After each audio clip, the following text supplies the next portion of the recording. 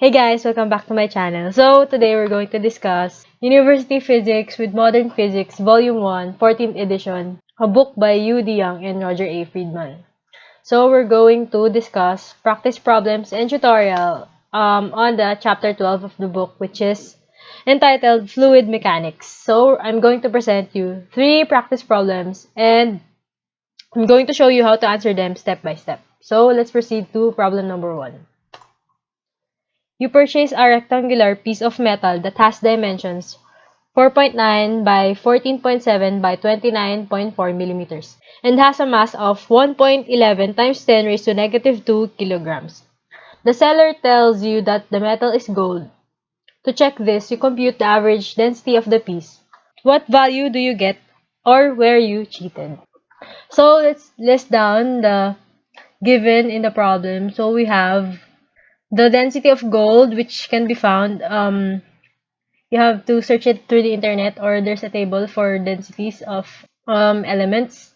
So it's 19.3 times 10 raised to 3 kilograms per meters cube.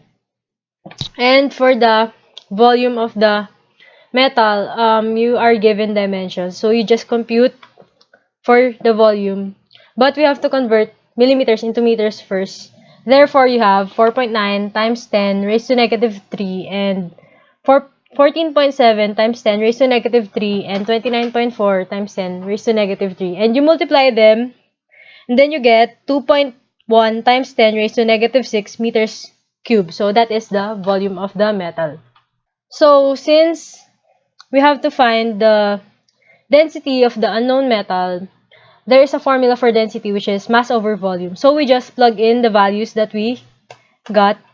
So for the mass, we have 1, which is given in the problem. We have 1.11 times 10 raised to negative 2 kilograms divided by its volume. So you have the computed volume a while ago, which is 2.1 times 10 raised to negative 6 meters cubed. So plugging those values into the calculator, we would get 5.3 times 10 raised to negative 3 kilograms per meters cube. And as you can see, when we compare the density of the unknown metal to the density of gold, the density of gold is heavier or larger, has a larger value compared to the unknown metal. So, therefore, the metal that you bought was fake and you were cheated. So, that's that. So, let's proceed to problem number 2. A barrel contains a 0.170 meters layer of oil floating on water that is 0.270 meters deep. The density of the oil is 590 kilograms per meters cube. So we have 2 questions.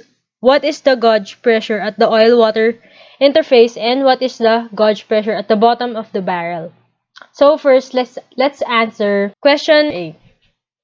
What is the gauge pressure at the oil-water interface? So since we know that the formula for gauge pressure or for pressure is density times gravity times height. So we have the density of the oil, which is 590 kilograms per meters cube, times gravity, which is 9.8 meters per second squared, times the height of the oil, which is given in the problem that states that it is 0.170 meters. So plugging in those values into the calculator, we would get 982.94 pascals, or if you want to round it off into significant figures, it would be 9.8 times 10 raised to 2 pascals. And for letter B, what is the gauge pressure at the bottom of the barrel? So we know that since it's at the bottom of the barrel, we would have this formula: P gauge is equals to the pressure of the gauge is equals to the pressure of the oil plus the pressure of the water. So it would be the summation of the pressure of oil and the water, since it's stating that it's asking for the pressure at the bottom of the barrel. So we would get the summation of the 2 liquids.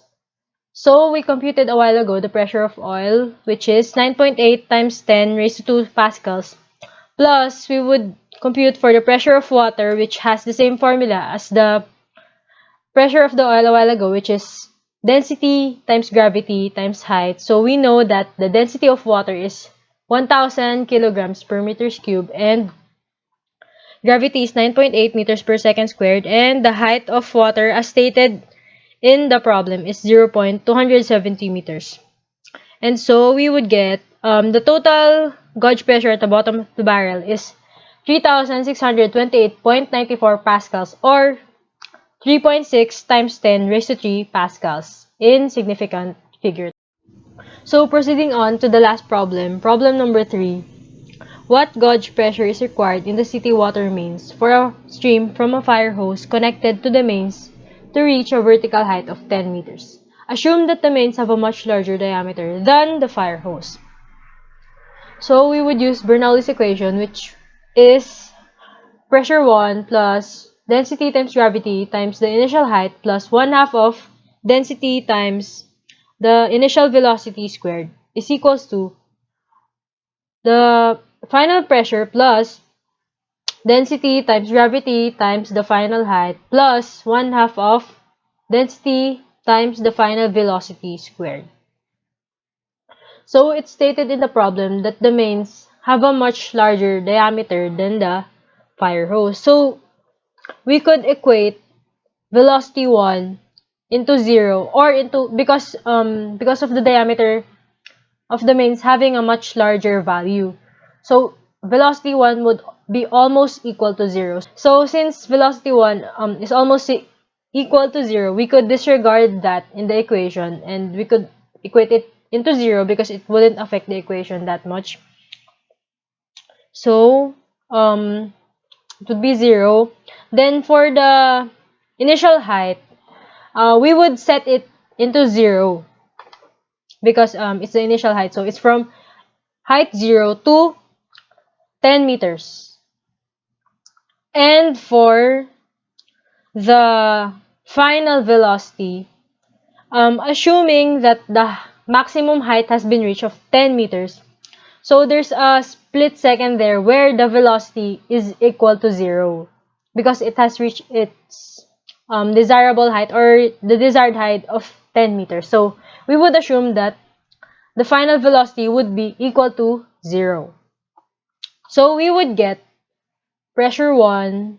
So this is cancelled. The initial height is cancelled because it's 0. So it would turn the density times gravity times the initial height into 0. So that whole quantity, and because the initial velocity is almost equal to 0, we would disregard that too. So we would get only P1 on the left-hand side of the equation. And for the right-hand side of the equation, we would get pressure 2 plus density times gravity times the final height. So since velocity 2 is equal to 0 for that split second when it reaches the maximum height of 10 meters. So we would disregard that. Since the height of the water has reached 10 meters, we could also assume that at that point, the final pressure would be equal to 0. So we would get pressure 1 is equals to density times gravity times the final height. So using the equation, pressure 1 is equals to density times gravity times the final height, and plugging in the values, so we know that the density of water is 1,000 kilograms per meters cube, and the acceleration of gravity is 9.8 meters per second squared, and the final height is 10 meters.